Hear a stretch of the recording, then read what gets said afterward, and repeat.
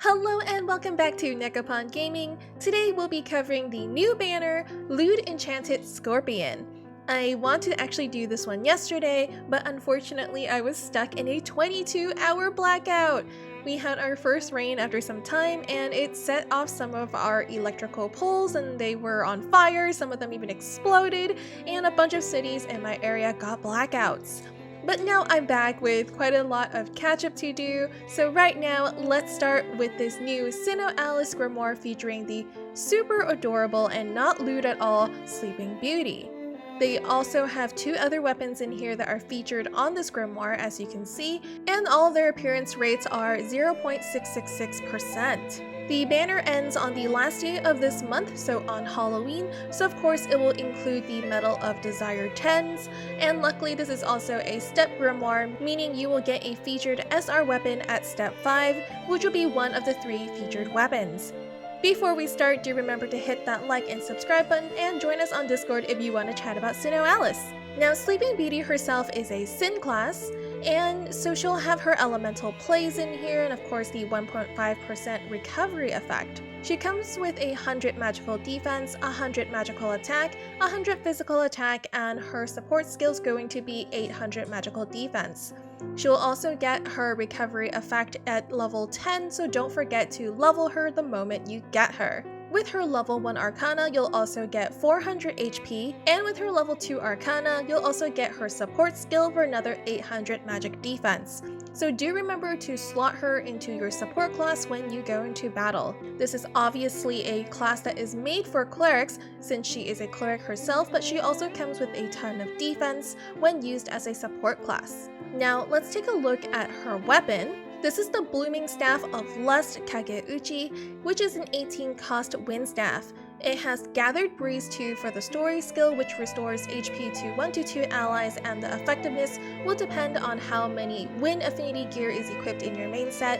The Colosseum skill here is Staff of Protection 3 that greatly restores HP to 1 to 2 allies and slightly increases the allies' magic defense. The Colosseum support skill here is Recovery Support 2. As usual, my thoughts on a 1 to 2 target staff is just to skip it, as we should be focusing on just 2 target staffs at this point.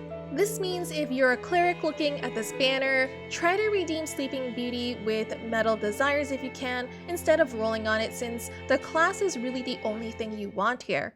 Ideally, we want to save all our crystals as much as we can for the upcoming Final Fantasy Brave Exvius collaboration coming on October 27th, which is about in just a week. Since the collab is coming pretty late in the month, we're not sure what medals it's gonna come with.